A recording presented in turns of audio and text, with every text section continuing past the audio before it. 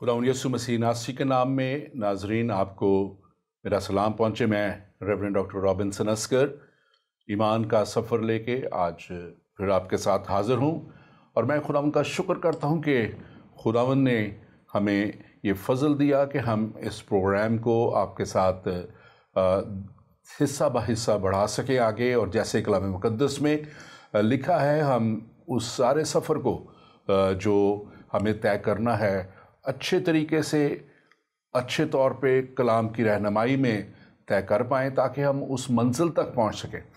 सामीन, आपको याद होगा मैंने पिछली दफ़ा कहा था कि किसी भी सफ़र को शुरू करने के लिए मंजिल का तयन करना नहायत ही ज़रूरी है ताकि हम उस मंजिल तक पहुंच सकें।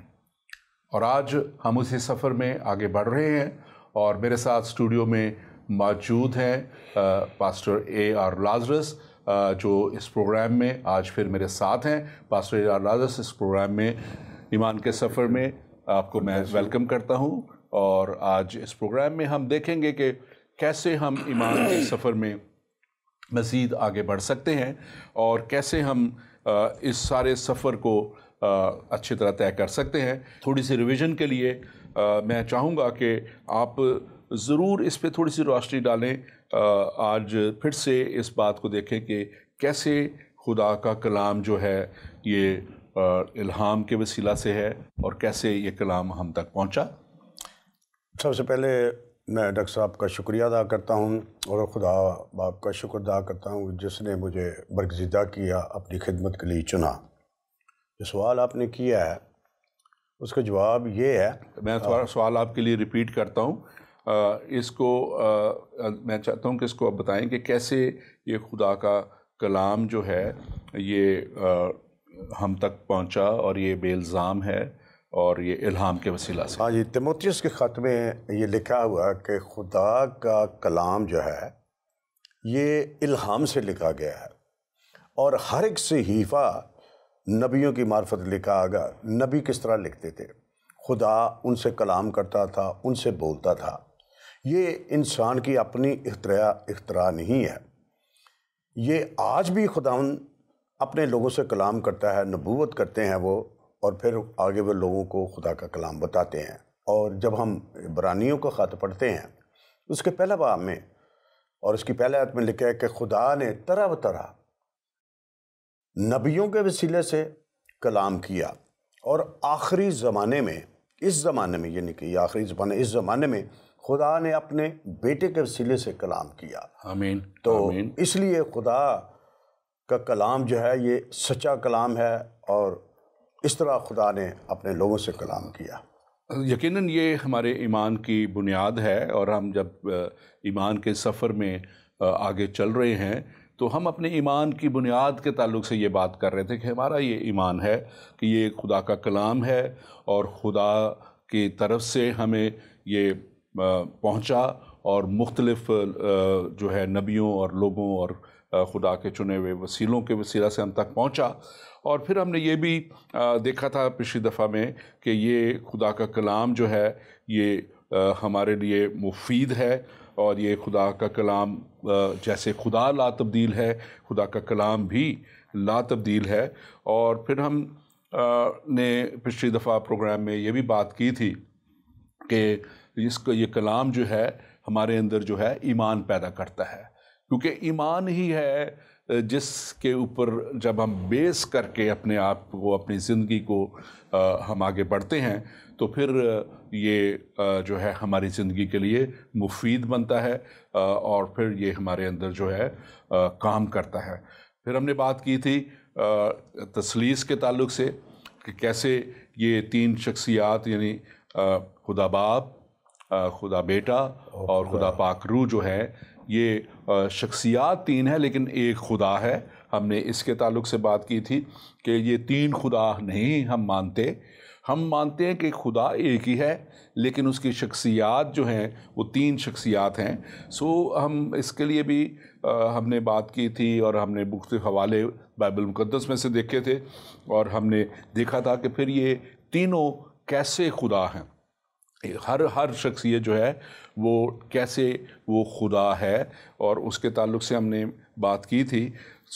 آج ہم تھوڑا سا اس سے آگے بڑھتے ہوئے ہم چلیں گے اس ایمان کی بنیاد کے سفر میں، جس میں ہم یسوع مسیح کے تعلق سے ہم جس کو لوگ عیسیٰ کہتے ہیں، اور اس کو خدا کے کلام کے مطابق بہت سے لقب ہیں، جس میں المسیح ہے، خدا کا بیٹا ہے، نجات دہندہ ہے، شافی ہے، الفا اور اومیگا ہے، ابتدا اور انتہا ہے، دنیا کا نور، ابن آدم، ابن مریم، بہت سے اور نام بائبل مقدس میں اس کے آپ کو ملیں گے، جو لقب ان کو دیے گئے یسوع مسیح کو۔ اور یہ اس میں خاص طور پہ یسوع مسیح کے الوہیت کے تعلق سے میں آپ سے سوال کرنا چاہتا ہوں کہ بائبل دعویٰ کرتی ہے کہ اس سے پہلے کہ یسوع مسیح کنواری مریم سے پیدا ہوئے، وہ خود بیٹے کی صورت میں موجود تھے۔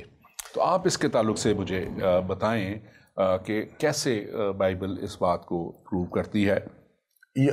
اگر ہم یوحنا کا خط پہلے باب اس کا پڑھیں تو اس میں لکھا ہے کہ یسوع مسیح جو ہے اکلوتا بیٹا جو اس کی گود میں تھا، اسی نے ہم پر ظاہر کیا۔ یوحنا کی انجیل میں بھی اس بات کے بارے میں بتایا، اکلوتا بیٹا جو اس کی گود میں تھا اسی نے ہم پر ظاہر کیا۔ اور بائبل مقدس جو ہے نا، ابتدا میں دیکھیں، جب ہم پیدائش کی کتاب پڑھتے ہیں، میں ایک حوالہ دینا چاہتا ہوں تاکہ آپ سمجھیں کہ پہلا باب پیدائش کی کتاب اور اس کی پہلی آیت سے میں 4 آیت تک پڑھنا چاہوں۔ خدا نے ابتدا میں زمین و آسمان کو پیدا کیا۔ اور اگر ہم عبرانی کی بائبل دیکھیں تو اس میں الوہیم کا لفظ ہے، اور الوہیم پلورل میں ہے، جمع میں ہے، یعنی 1 میں 3 اور 3 میں 1، 1 is 3 and 3 is 1۔ اور زمین ویران اور سنتان تھی اور گہراؤں کے اوپر اندھیرا تھا، اور خدا کی روح پانی کی سطح پر جنبش کی۔ یہ دیٹ از ہولی اسپرٹ، یہ خدا کا پاک روح ہے۔ اور خدا نے کہا کہ روشنی ہو جا۔ یہ خدا نے کہا روشنی، یہ خدا کا کلمہ ہے، کلام ہے، جسے لوگوس کہا گیا ہے، اور یسوع مسیح لوگوس ہے اس کا۔ اور پھر کلوسیوں کے خط میں جب ہم پڑھ جائیں، میں ذرا چاہتا ہوں کہ ناظرین ہم زبانی بات نہ کریں بلکہ آپ کو آیت دیتے ہیں تاکہ آپ اس کے بارے میں اچھی طرح سے سمجھ جائیں۔ یوں لکھا ہے کلوسیوں کے نام پولس رسول کا خط پہلا باب اور اس کی جو 13 آیت میں یوں پڑھتے ہیں، اسی نے ہم کو تاریکی قبضہ سے چھڑا کر اپنے عزیز بیٹے کی بادشاہ میں داخل کیا، جس میں ہم کو مخلصی یعنی گناہوں کی معافی حاصل ہے۔ وہ ان دیکھے خدا کی صورت میں، ان دیکھے خدا کو کسی نے نہیں دیکھا، لیکن اسی لیے یسوع مسیح نے کہا کہ جس نے مجھے دیکھا اس نے باپ کو دیکھا۔ میں اور باپ ایک ہوں، یعنی میں اور خدا ایک ہوں۔ تو اس میں بہت ساری بات اگر ہم اسی ایک پوائنٹ پر ڈسکشن کرنا چاہیں تو بہت وقت لگے گا، لیکن وہ ان دیکھے خدا کی صورت تمام مخلوقات سے پہلے مولود ہے، سب کچھ ہے۔ اور اگر اس کو ایک اور حوالہ میں آپ کے سامنے رکھتا ہوں اس کو تاکہ مزید ہم دیکھ سکیں، اور میں خاص طور پہ جو میرے سامعین ہیں، ناظرین ہیں، ان سے بھی کہوں گا کہ اگر وہ کاغذ پینسل لے لیں اور رکھیں تو تاکہ یہ حوالے وہ لکھ بھی سکیں تو یہ ان کے لیے بہتر ہوگا۔ سامعین آپ ضرور آپ کاغذ پینسل جب یہ پروگرام ہو، کیونکہ ہم حوالہ جات دیا کریں گے تاکہ آپ بعد میں بھی اس کو دیکھ سکیں۔ اور امثال 30 باب اور اس کی جو ہے چوتھی آیت میں کلام مقدس میں یوں لکھا ہوا ہے، میں آپ کے سامنے اس کو بائبل مقدس میں سے پڑھنا چاہتا ہوں۔ یہاں پہ لکھا ہے، کون آسمان پر چڑھا اور پھر نیچے اترا؟ کس نے ہوا کو اپنی مٹھی میں جمع کر لیا؟ کس نے پانی کو چادر میں باندھا؟ کس نے زمین کی حدود ٹھہرائیں؟ اگر تو جانتا ہے تو بتا اس کا نام کیا ہے، اور اس کے بیٹے کا نام کیا ہے۔ اگر تو جانتا ہے تو بتا اس کا نام کیا ہے اور اس کے بیٹے کا نام کیا ہے۔ یہ بڑے پاسٹر لازرس، یہ بڑی کلیئر یہاں پہ ہم دیکھتے ہیں کہ جو بات میں نے سوال کیا تھا کہ کیسے یسوع مسیح کنواری مریم سے پیدا ہوئے، لیکن وہ خود جو ہے بیٹے کی صورت میں اپنی پیدائش، دنیاوی پیدائش سے پہلے ہی عالم میں وجود رکھتے تھے۔ اور یہ بات بڑا حوالہ، اور اس میں اگر آپ دیکھیں پہلی ہی आयत में जो इस आयत का पहले ही से लिखा कौन आसमान पर चढ़ा और कौन उतरा। तो मसीह यीशु का जो है आना और फिर उसका मौत और कब्र पे फतह पाना, और लिखा है कि उस जब वो उन्होंने अपनी मसलूबियत में उसके बाद वो आसमानों पे गए और फिर वो वापस आए। हाँ डॉक्टर साहब, मैं एक अर्ज करना और चाहता हूँ। 40 दिन तक वो रहे। हाँ जी प्लीज। आपकी मतलब आपको इस बात को सेकंड करना चाहता हूँ, एंडोज करना चाहता हूँ। मसीह खुदा ने ये खुद कोट किया यूहन्ना की इंजील में कि कोई नहीं जानता कि बेटा जो है वो आसमान से उतरा है, जो और खुद यीशु मसीह कि वो रोटी जो आसमान से उतरी मैं हूँ, वो है जी बिल्कुल। और मतलब ये खुद खुदा यीशु मसीह ने कहा कि वो आसमान से आए हैं, तो जो आसमान से उतरा वही सबसे बड़ा है मसीह खुदा ने। और ये मैंने इसलिए भी बात कही कि आपने जैसे नए अहदनामे से कोट किया, मसीह के कोट किया, मैंने कोट किया पुराने अहदनामे से, और ये कई 100 साल पहले। और ये जो इमसाल की किताब हज़रत सुलेमान ने इसको लिखा और ये हम तक पहुंची, तो ये हम देखते हैं कि इसमें बड़े वाज़े तौर पे कलाम मुक़द्दस में लिखा है कि हमें वो सवाल कर रहा है कि किसने पानी को चादर में बांधा और किसने ज़मीन की हदूद मुकर्रर की, अगर तू जानता है तो बता उसका नाम क्या है और उसके बेटे का नाम क्या है। ये आ रही है कई 100 साल पहले बात। और डॉक्टर साहब आगे यशायाह की किताब में भी यही बात लिखी है कि तू ही ने समुद्र मतलब वही अपनी जो हथेली है अपने चल्लू में समुद्र के पानी को नाप लेता है, पहाड़ों को अपने पलड़े में तोड़ लेता है और जमीन की खाक को अपने पैमाने में बांधता है। डॉक्टर साहब इजाजत है, मुझे एक बड़ा अच्छा हवाला जो है पुराने अहदनामे में मसीह की लूहियत के तल्लुक से मैं अर्ज करना चाहता हूँ। दानियल की किताब में जब हम देखते हैं तो यहाँ पर जो दो मेज़बानी पढ़ देते तो कोई टाइम लग जाएगा, तो वहाँ पर जब सदरक मिस्र और अबदनजू को आग में डाला गया था तो बादशाह कहने लगा कि हमने तो 3 अशखास को आग में डाला है, ये चौथा कौन है जिसकी सूरत इलाहज़ादा की है। इलाहज़ादा, अल्लाहज़ादा नहीं है, इलाहज़ादा। इलाह इब्रानी का लफ्ज़ है जिसका मतलब है खुदा, है जी। तो वो कौन थे? वो खुदा यीशु, यानी कि खुदा के बेटे की सूरत, है जी, कि वो खुदाज़ादा है नहीं। तो यीशु मसीह की अलूहियत वहां पर भी साफ नजर आ रही है। फिर इब्राहिम के पास जो 3 शख्स आए थे जो बात करेंगे खुदा ने, वो खुदा यीशु मसीह थे जो उनसे मुखातब थे। हाँ जी।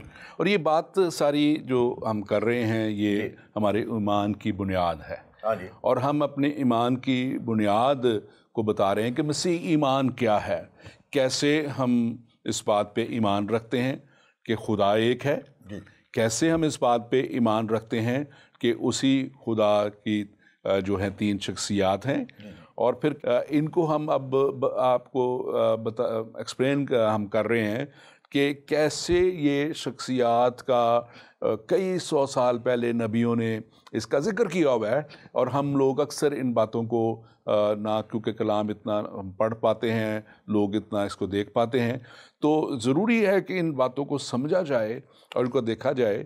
और मैं इसी बात को आगे बढ़ाते हुए अगर मैं थोड़ा सा नए अहदनामे के मसीह के आने के वक्त की जो हम मिसालें भी देते हैं, तो उससे पहले की जो अगर हम मकाया नबी के सहीफ़ा में देखें, उनकी किताब में देखें, तो वहाँ पे भी ये 5वां बाब और उसकी दूसरी आयत में बड़े वाज़े तौर पे यीशु मसीह के आमद के ताल्लुक से लिखा हुआ है कि लेकिन ऐ बैतलहम अफराता, अगरचे तू यहूदा के हज़ारों में शामिल होने के लिए छोटा है, तो भी तुझसे एक शख्स निकलेगा और मेरे हुज़ूर इसराइल का हाकिम होगा, और उसका मुसद्दर ज़माना साबिक हाँ कदीमुल अल्याम से है। हालेलुया। कैसी खूबसूरत ये बात हमारे लिए है अगर इसको हम देखें और इसको जानें और इसको समझने की कोशिश करें। दुनिया के बहुत से लोग हैं जो ना जानते हैं ना समझते हैं, वो कहते हैं कि हम ईमान रखते हैं जिस किताब पे, जी वो कहते हैं कि जब तक हम ईमान ना रखें हमारा इसके ऊपर हमारा अपना मजहबी में हम मुकम्मल नहीं हैं। जी लेकिन वो इस किताब को पढ़ते ही नहीं हैं, اور وہ اس کتاب کو نہ ان کو پڑھایا جاتا ہے، نہ انکریج کیا جاتا ہے، بلکہ ان کے عالم بھی بے بہرا ہیں۔ بالکل ان کے جو لوگ ہیں وہ ان باتوں کو جو ہے وہ کبھی سامنے لانے نہیں دیتے، لاتے ہی نہیں ہیں، اور تاکہ لوگ سچائی تک نہ پہنچ جائیں، حقیقت تک نہ پہنچ جائیں۔ اور کلام کہتا ہے کہ تم سچائی کو جانو گے اور سچائی تمہیں آزاد کرے گی۔ سو ہم اس کے لیے خدا کا شکر کرتے ہیں ان ساری باتوں کے لیے۔ اور میں چاہوں گا ایک حوالہ آپ متی کی انجیل اس کا 2 باب اور 6 آیت سے پڑھیں، اس کے اوپر تھوڑی سی روشنی ڈالیں اس حوالے سے۔ انجیل، ہاں جی، اس کا 2 باب 6 آیت۔ 2 باب اور اس کی 6 آیت۔ ہاں جی، یوں لکھا ہے کہ اے بیت لحم یہودا کے علاقے، تو یہودا کے حاکموں سے ہرگز سب سے چھوٹا نہیں، کیونکہ تجھ میں سے ایک سردار نکلے گا آمین، جو میری امت اسرائیل کی گلہ بانی کرے گا۔ اب دیکھیں، یہ بیت لحم ایک چھوٹا سا علاقہ تھا، بہت چھوٹا سا گاؤں تھا، تو اس کے متعلق کوئی شخص جا ہی نہیں سکتا تھا کہ یہاں سے کوئی ایک بڑی شخصیت نکلے گی۔ اور مسیح خداوند کو بیت لحم میں سے یعنی کہ پیدا ہونا تھا، کیونکہ میکا نبی، جیسے آپ نے ابھی فرمایا ہے کہ میکا نبی کی معرفت، اور کم سے کم یہ 400-500 سال پہلے نبوت ہے مسیح کی پیدائش سے پہلے، کہ میکا 5 باب اس کی 2 آیت میں کہ تجھ سے ایک زبردست سردار نکلے گا۔ یہاں پر بھی یہی کوٹ ہو رہا ہے، اور مسیح سے بڑھ کر کون سردار ہو سکتا ہے کہ جو یہودا کے حاکموں میں سے ہرگز کے سب سے چھوٹا نہیں ہے، کہ وہاں پر جو حاکم تھے ان سے بھی یعنی کہ بڑا، اور یسوع مسیح بادشاہوں کا بادشاہ ہے، ہاں جی، وہ سب سے بڑا حاکم ہے، ہاں جی۔ دراصل پاسٹر لازرس، میں اس بات کو خاص طور پہ جو زندگی میں دیکھتا ہوں، یوں دیکھتا ہوں کہ بات ساری ایمان کی ہے، یہ بات ساری خدا کے کلام پہ بھروسہ کرنے کی ہے۔ آپ نے اپنی زندگی میں کیسے ایمان کے تعلق سے جو ہے زندگی کو دیکھا؟ کوئی بات جو آپ شیئر اپنے ایمان کے تعلق سے کرنا چاہتے ہوں؟ ڈاکٹر صاحب، میں سب سے پہلے بہت ہی خداوند کا شکر ادا کرتا ہوں۔ میں نے کبھی یہ خواب نہیں دیکھا گا کہ میں اتنے عہدوں پر فائز ہوں گا، صاف بات ہے، لیکن یہ خدا کا مجھ پر بڑا فضل رہا ہے کہ میں اپنے شعبے کا ہیڈ آف ڈپارٹمنٹ، بلکہ I am head of the company نا، پاکستانی اسٹاف میں، اور بڑے بڑے عہدوں پر کام کیا۔ باہر کی کمپنی تھی؟ ہاں جی، یہ امریکن کمپنی سے، دنیا کی 13 کمپنی میں بڑی، تربیلا، نہ صرف تربیلا بلکہ گدو بیراج، اور پاکستان میں جتنے بھی میگا پروجیکٹ ہیں، پاور پلانٹس ہیں، یہ سارے میں نے ایکٹ کیے ہیں، میں نے بڑا کلیدی کردار دیا، اور گورنمنٹ آف پاکستان نے مانا ہے جنگ میں، پاکستان ٹائمز میں، اور ہمارے جو چیف انجینئر تھے جو کہ جرمنی تھے، انہوں نے بھی آگے ٹیلی ویژن پر اس بات کا تذکرہ کیا کہ اگر ایک پاکستانی جو ایک باشندہ ہے ہمارے ساتھ ہے، اے آر لازرس، اگر وہ ہمارے ساتھ نہ ہوتے، کہ I was the erection general superintendent installation کا، تو شاید ہم اتنی جلدی اور اتنا اچھا کام نہ کر سکتے۔ وہ میری مہارت کو مانتے تھے۔ اب جب ڈاکٹر صاحب میں when I was on the climax، خدا نے مجھ سے کلام کیا، یہ 22 برس پہلے کی بات ہے، میں نے اپنے ایمان کے سفر کو کس طرح شروع کیا، خدا نے مجھ سے کلام کیا، میں نے اس کی آواز کو بڑا کلیئر سنا ہے کہ تو میری حضوری سے بھاگ رہا ہے، تو میری خدمت کار، اور میں تجھے برکت دوں گا، اور میں تجھے دنیا کے بہت سارے ملکوں میں لے کے جاؤں گا جہاں تو میرے کلام کی منادی کرے گا۔ اور میں نے یہ ایمان کا سفر شروع کیا، اور خدا کے کلام پر میں نے اسٹینڈ کیا کہ خداوند جس نے کہا ہے کہ میں تیرے لیے ہر ایک چیز پرووائڈ کروں گا، تو یہ خدا کا کلام تھا۔ اور پھر میں نے اپنے کام کو بالکل چھوڑا اور خدا کی خدمت کرنی شروع کر دی، اور میں خداوند کا شکر ادا کرتا ہوں کہ مجھے اس نے محتاج نہیں رہنے دیا، کبھی بھی محتاج نہیں رہنے دیا، ہر ایک ضرورت کو پورا کر۔ لیکن یہ ہے ایمان کا سفر۔ جب ابراہیم سے خدا نے کلام کیا تو خدا نے کہا کہ چل، اس کو پتہ بھی نہیں تھا کہاں جانا ہے، لیکن اس نے اپنے ایمان کا سفر کیا، اور میں نے اپنا ایمان کا سفر کیا کہ خدا جو کریٹر ہے، جو پرووائڈر ہے، جو کوئی ہوا یاری ہے، وہ میری تمام ضروریات کو پورا کرے گا، اور میں خدا کا شکر ادا کرتا ہوں۔ اس طرح میں نے ایمان کا سفر۔ دراصل بات ہی یہی ہے کہ ہم دیکھیں کہ ہم کس ایمان پہ کھڑے ہیں، اور ہم اس بات کو جانیں کہ جو ہمارا ایمان ہے، اگر ہم اس پہ جب کھڑے ہو جاتے ہیں تو پھر ایک ہے جو اس ہمارے ایمان پہ کھڑے رہنے کے وسیلہ سے ہمیں برکت دینا چاہتا ہے۔ دیکھیں جی، کلام کا سن لے، ہم آنکھوں دیکھے پر نہیں چلتے بلکہ ایمان پر چلتے ہیں۔ بالکل. اور وہ تو عبرانیوں کا جو آپ 11واں باپ ہے اور وہ بہت سی اور آیات بہت سے دوسرے باپوں میں بھی ہیں, وہ تو بات ہی ایمان پہ کرتی ہے. اور وہ بات جیسے میں نے پچھلے پروگرام میں بات کی تھی, اور وہ بات عبرانیوں 11 باپ پہلی آیت بڑی ایک میں سمجھتا ہوں کلیئر کہتی ہے کہ اب ایمان اعتقاد جو ہے کی ہوئی چیزوں کا اعتماد ہے. ہاں ایمان ہے. اور اس میں بلکہ اس آیت کو اگر ہم دیکھتے ہیں نا جب اس کو پورا, تو اس کے ساتھ میں سمجھتا ہوں کہ دوسری چند آیات بھی ہمارے مشاہدہ میں آتی ہیں, کیونکہ ہم بات کر رہے ہیں ایمان کی. تو ہمیں اس کو عبرانیوں 11 باپ آپ ذرا میرے ساتھ نکالیے. میں ضرور چاہوں گا کہ اس کو ہم تھوڑا سا اور اچھے طریقے سے دیکھیں. جیسے یہاں پہ لکھا ہوا ہے کہ اب 11ویں باپ کہتے ہیں اب ایمان امید کی چیزوں کا اعتماد اور اندیکھی چیزوں کا ثبوت ہے. اور پھر اس میں جو میں خاص بات کرنا چاہتا ہوں, یہاں پہ اگر تیسرا دیکھیں, ایمان ہی سے ہم معلوم کرتے ہیں کہ عالم خدا کے کہنے سے بنے. اور آج بہت سے دنیا میں ہیں یہ ایتھیزم جو پھیلا رہے ہیں, یا مختلف طریقے سے تھیوریز ایسی پھیلا رہے ہیں جو ایمان سے ہمیں ہٹاتی ہیں, اور وہ بات کرنا چاہتی ہیں جو سائنس کے تعلق سے, یا وہ بات کرنا چاہتی ہے لاجک کے تعلق سے. لیکن جو یہ خدا کا ساتھ چلنا جو ہے یہ لاجک پہ نہیں ہے, یہ ایمان کا ایک سفر ہے. اور جب ہم اس ایمان کے سفر پہ چلتے ہیں تو جو آپ نے بات کی تھی ابراہیم کے تعلق سے, خدا نے کہا کہ اپنے رشتہ داروں اور ناطے داروں کو چھوڑ, اور پھر کیسے خدا نے وہاں سے اس کو جیسے نکالا ہے, اور پھر کیسے بڑی برکات میں لے گیا, اور پھر کیسے خدا نے کہا کہ تو قوموں کا باپ ہوگا. اور یہ ساری بڑی ایک لمبی تفصیل اس 11ویں باب میں لکھی ہوئی ہے. ایمان ہی سے حابل نے کاہن سے افضل قربانی خدا کے زور گزرانی, اور اسی سبب سے اس کے راست باز ہونے کی گواہی دی گئی. اور بہت سی باتیں اس میں ہیں نوح کے تعلق سے اس 11ویں باب میں لکھا ہوا ہے. اور لیکن جو چھٹی آیت ہے بڑی کلیئر ہے. جب ہم بات کرتے ہیں ایمان کی, تو اگر اس کو نہ پڑھیں تو وہاں پہ لکھا ہوا ہے کہ بغیر ایمان کے اس کو پسند آنا ناممکن ہے. تو ایمان کیسے پیدا ہوتا ہے ڈاکٹر صاحب؟ ایمان سننے سے پیدا ہوتا ہے, سننا مسیح کے کلام سے. بالکل. اور یہ آگے سے آیت کا اگلا ایسا ہے, اس لیے خدا کے پاس آنے والے کو ایمان لانا چاہیے کہ وہ موجود ہے اور اپنے طالبوں کو بدلہ دیتا ہے. اور آپ نے جو بات کی تھی, آپ بتا رہے تھے کہ جب آپ نے اس پہ توکل کیا, بھروسہ کیا, تو اس نے آپ کو بدلہ دیا. آپ جیسے مجھے پہلے بتا رہے تھے کہ کتنے ممالک میں بھی آپ کو لے کے گیا, کہاں وہ لے کے آیا.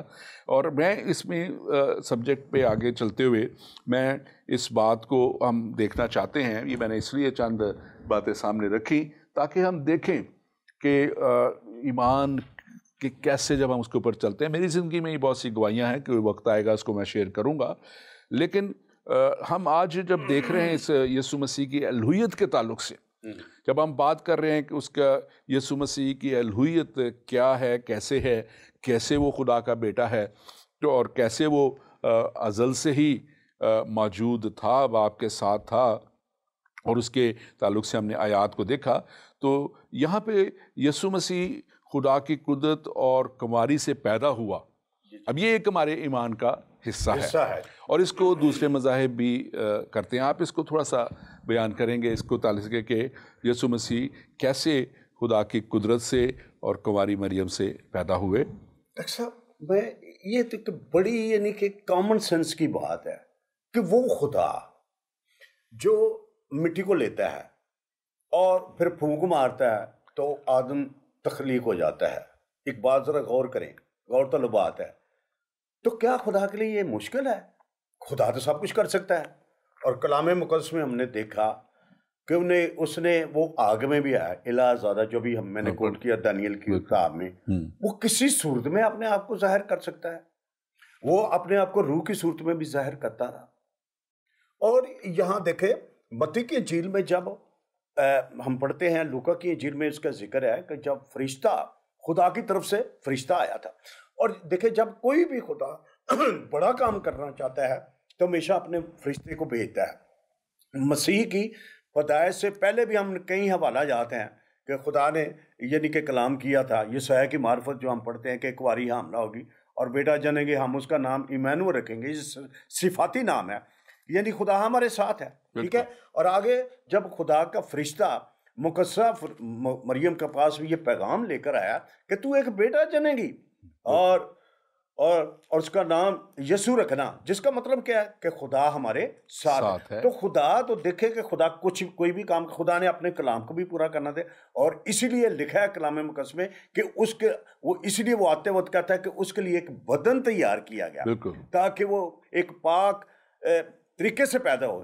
لیکن اس لیے یسوع مسیح کی الوہیت یہاں پر صاف ظاہر ہوتی ہے کہ اس کی پیدائش نرالی، اس کا کلام نرالا، ہر کام اس کا نرالا. اور یہ جو بات میں خاص طور پہ اس اینگل سے کر رہا ہوں تاکہ بہتوں کو ہمارے ایمان کی بنیاد جو ہے وہ پہنچے. اس کو ہمارے مسلمان بھائی بھی کہتے ہیں روح اللہ، کہ وہ خدا کے روح سے پیدا ہوا.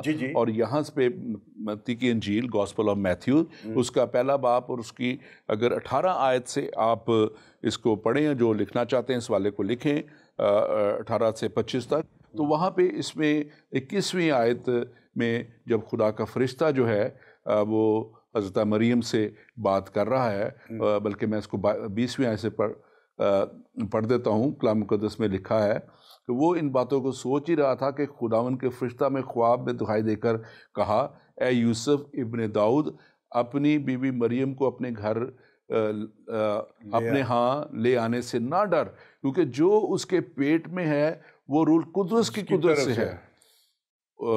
اس کا بیٹا ہوگا تو اس کا نام یسوع رکھنا، کیونکہ وہی اپنے لوگوں کو گناہوں سے نجات دے گا.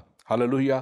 اور یہ میں سمجھتا ہوں کہ بہت بڑا کام خدا نے بنی نو انسان کے لیے کر دیا، جیسے خدا کے کلام میں یوحنا 3:16 میں لکھا ہے، کیونکہ خدا نے دنیا سے ایسی محبت رکھی کہ اس نے اپنا ایک لوتا بیٹا بخش دیا تاکہ جو کوئی اس پر ایمان لائے ہلاک نہ ہو بلکہ ہمیشہ کی زندگی پائے. تو یہ مسیح کا کنواری مریم سے پیدا ہونا، لوکا پہلا باب اس کی 31 سے 35 آیت دیکھ لیں، اس میں لوکا کی انجیل جو ہے یہ بڑے واضح طور پہ اس کو بیان کرتی ہے. یسوع مسیح نے خود فرمایا، راہ، حق اور زندگی میں ہوں، اور میرے وسیلہ کے بغیر کوئی باپ کے پاس نہیں جا سکتا.